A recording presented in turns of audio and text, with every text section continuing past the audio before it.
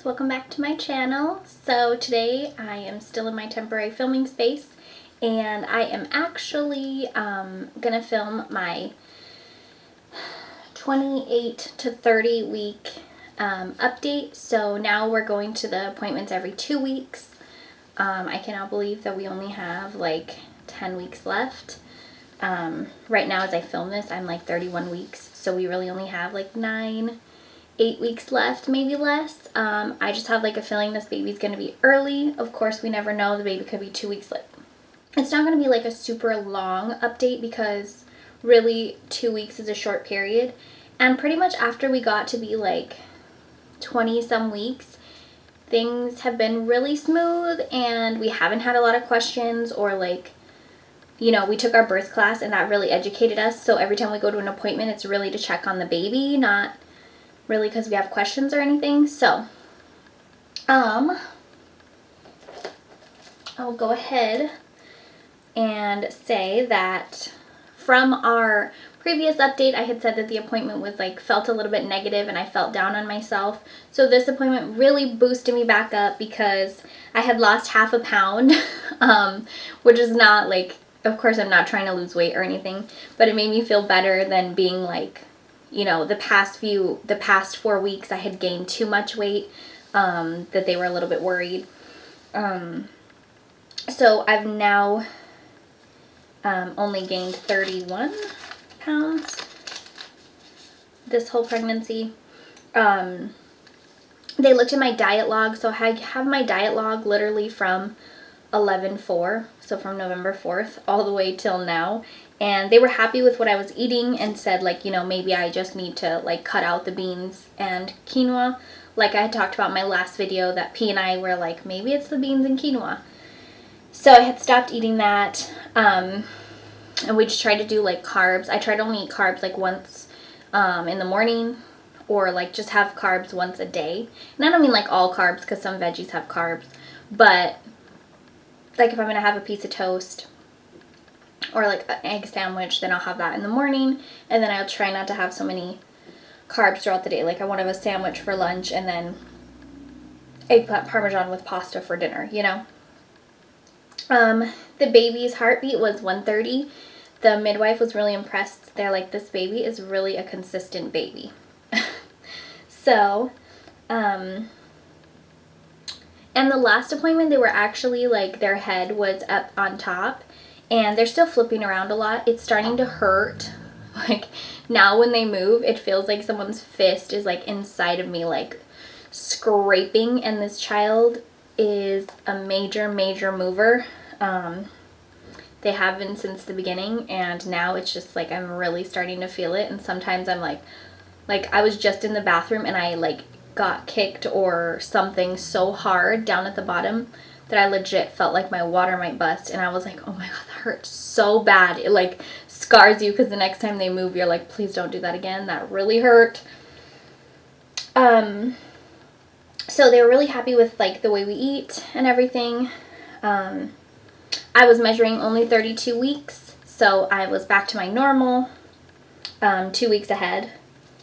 And then actually I was only pretty much 1 week ahead because the appointment is like, it was at like 30 weeks and like 5 days.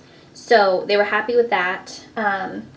In these past few weeks, I've been craving like strawberries, like sweeter fruit. I had apples and like, I don't know, I haven't had strawberries yet, but I've been like, everything strawberry sounds good. Like strawberry milk sounds good. Strawberry ice cream sounds good. Pete bought me some Neapolitan ice cream. So that has helped. But he got like a strawberry banana Nesquik milk because it was on sale and it was just like at the store, and I was like, if that didn't have banana in it, I could destroy that. Like when I was little, this is a tangent, but when I was little, my abuela's in Mexico, she still is, and she would always have chocolate and strawberry powder, and I remember I always loved the strawberry powder more than the chocolate. I don't know if it's because like we never had it at home, like I don't know, but like I said this in another video, in the beginning of my pregnancy, I started craving things that like I like only, I was so sick in the beginning, but I only wanted things that were like comfort food or foods that I hadn't had in a long time. And even now, still in my pregnancy, I'm like, I have not had this in years. And this sounds so good to me. I don't know if it's like because it's taking you back to being a child or what it is, but it's so crazy. I would say that my pregnancy brain is in full swing. I have like the hardest time. Like usually I'm a dictionary. If somebody's talking and they like skip a word or they need to think of a word, I've got it. And at this point, P's like, this thing, this and that. And I'm like, I have no idea. I have no words. Or a lot of the times I'll forget my words, which is so rare for me. And then like I've misplaced my mascara and my lipstick that I had in the car. And I brought it in, I thought. But literally, I remember grabbing it from the car, and that's it. I don't know where it's gone. I don't know where I've set it. I need to ask P because he's sleeping right now, but I've looked around and I don't see it. I don't know if it's still in the car and I need to go back for it, but I'm too lazy to go to the car right now. So, yeah, that's my main, my pregnancy brain is just, I think it's also that there's so much going on. Like, I feel like crunch time is really here. I feel bad because P's doing so much of it and he doesn't want me to do a lot of it, but it's just like, it feels like we have no time left. Like, yeah, 9 weeks, if we make it that far, sounds like a lot, but at the same time, it's not because P works all week and like, yeah, he works on stuff, he works on stuff when he comes, like, before he goes to work and everything, but I still want him to sleep and we still try to spend time together, and I don't know, like, I'm getting as much done as I can, but we have so many things, especially after the baby shower, that like we need a place for, and like we don't know if they're gonna fit. We live in a small apartment, so there's a lot going on as far as that goes, and I think that also like clouds my brain because I'm doing so many things. Again, I'm still super mobile. I'm able to like get down to the floor, get all the way back up. There's sometimes where I just don't want to, but I still do. Like, P's always like, I'm so shocked. Like, you're so fast to, like, drop down to the floor and get something and back up. I would say, like, maybe I started nesting. I don't know if it's just because I'm getting, like, panicked. I feel more panicked than nesting. It's more like, oh my gosh, it needs to be done. I don't have enough burp cloths. Just, like, all this stuff feels really overwhelming at the end. Like, technically, we have clothes. I'm already producing, so I'm not worried about food for the baby. But, yeah, it just feels like a lot. I'm getting tired just thinking about it. One other thing that I will bring up that's super random, but I actually started noticing that, like, what I'm leaking is actually changing color. So in the beginning, from 20 weeks till, like, last week, it was clear, and now it's starting to get more tinted in color. Because colostrum's usually like clear or yellow, so now it's like an in-between color, so that's pretty interesting. Now I get a little more freaked out. Like, I get a lot of Braxton Hicks, I think because I'm so active and doing a lot of things in the apartment and like still moving things around, lifting things when I can. When I crouch down, it really hurts. Like, just to lean down and grab something without like crouching, I'd say. I don't know, that's like a weird description, but sometimes when I lean like towards the front, it really hurts. And then I'll start getting like really tight, a lot of Braxton Hicks. But my midwife had actually told me that if they're coming from the side, it's totally fine. It's just Braxton Hicks. It's when they're coming from the top and like pushing down, that is total labor related. So that's one big difference that was really helpful for me. And for P, sometimes he's kind of like, how often? Like, what's going on, Like dad mode. Hopefully, I want to by 34 weeks. We'll see. It's probably going to end up being by like 36 weeks. But by 34 weeks, I really want to have everything packed and ready to go to the birthing center. Our outfits, our food, our juices, everything. If you're at the hospital, I know it's a little different. So I will do like what we're bringing to the birth center. But if you're not at a birth center, it's a little different because you're not able to eat during labor when you're in a hospital, and yeah, it's a lot different. I know that. So I don't know like all the ins and outs of it, but I know that there's a lot, like the hospital's a lot more strict and there's different rules. So We have all our big items, but just like little things start to like freak me out. Like, oh my gosh, what do I need to order off Amazon like right away? So yeah, I thought this video was going to be pretty short, and it's not as short as I thought. My 30 to 32 week pregnancy update. So I was going to do them every 2 weeks since that's when my appointments are, but I don't know, I just decided it would be better if I clump them into 4 weeks because that's been working really good for me and for you guys, and yeah, I just thought that would be the best option. And I actually have my little notes in this notebook, so if I'm looking down, that's why. We actually, at our 32-week appointment, scheduled all of the following of our appointments through May 7th. I don't think we'll make it that far, but we'll see. So, let's see. So we talked about immunity, of course, with everything that's going on. Our midwife just reminded us to be really mindful about washing hands and being hygienic, as well as using things that will boost your immunity, like vitamin C, zinc, elderberry, all those things. She also told me about some teas, but where I was going to order the tea from is kind of closed down for orders right now. So she told me to get CalMag, like any type of calcium, magnesium, and I ended up getting the Thorne Research Company one. They actually had it there, so I just bought it from them. And it's been really good. It's kind of helped me sleep at night. That's been my hardest thing lately, is that like I haven't been able to sleep. Like I just can't get comfortable, and also just like I just wake up to go, like for the longest time, as you will see with my other pregnancy updates. If you want to check them out, I'll put them up here. With my other pregnancy updates, I would not get up but one time, if that, to go to the bathroom, and I was like really excited about it because it wasn't keeping me up all night. And now I get up like 2 to 3 times, like every 2 hours I'm getting up to go to the bathroom. It's frustrating. And then I'm also just flipping sides because like one side will start to bother me, then I'll flip to the other side. And I think a lot of it is like the weight of the baby. Like sometimes they'll get like caught up in my ribs and I'm like, oh my gosh, and I start turning and it doesn't feel good and I'm just stuck and I just don't feel good and I just lay there.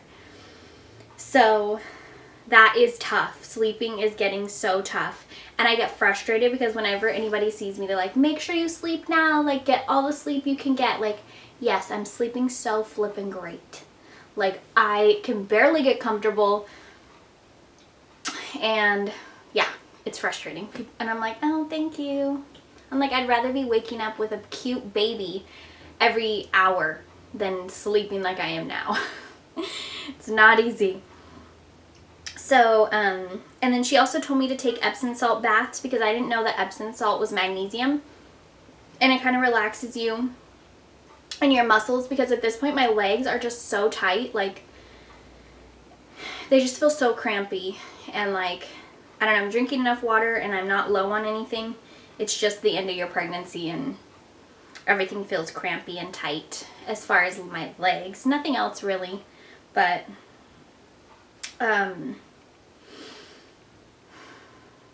so she just said, like, get in a nighttime routine and just try to keep that routine. Other than that, she let me know that the baby is also cycling their sleep cycle at night. So that's why I'm waking up so much, because the baby's also waking up, and it's kind of what their schedule will be like when they get here. She said, like, most likely that's why I'm waking up every 2 hours. And she said usually around 4 a.m. is like the party time, which is what I'm experiencing completely. And she said most babies sleep best for some reason from like 7 to 10. She's like, so if you can sleep at that point, do it. And sometimes, as you know, if you've seen any of my vlogs lately or my Insta stories, I sleep when P gets here in the morning because he works nights. So I'll go back to sleep with him. And I sleep so well. I think part of it's because he's here, but also just like being so exhausted. I don't know.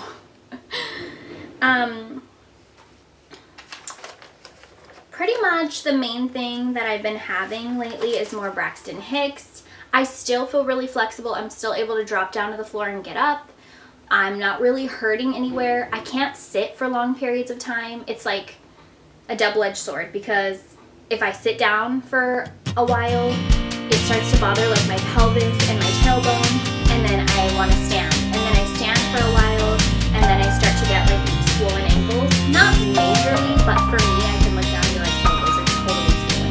But someone out in public might not be like, oh my gosh. And just like more sharp pains. Like the baby's starting to be bigger, and I'm starting to have a lot of pressure because they are head down already.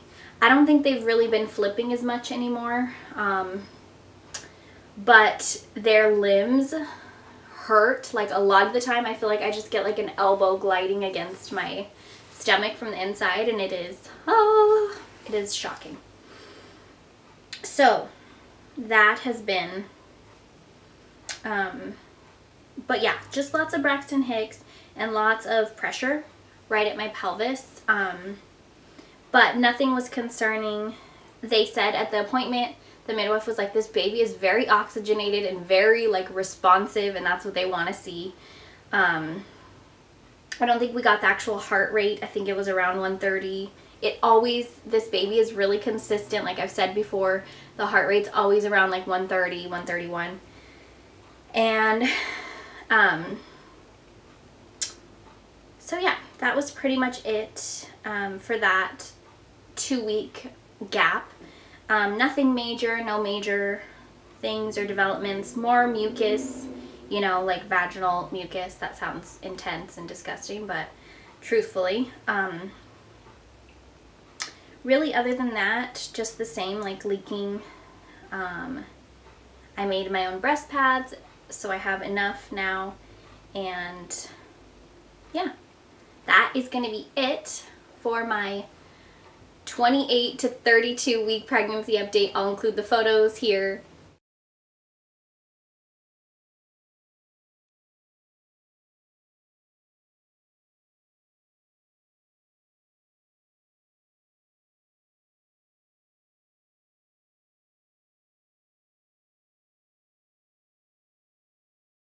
And thank you so much for watching. If you're not following me on Instagram, go ahead and find me there, because I get on Insta stories a lot and I keep you guys updated.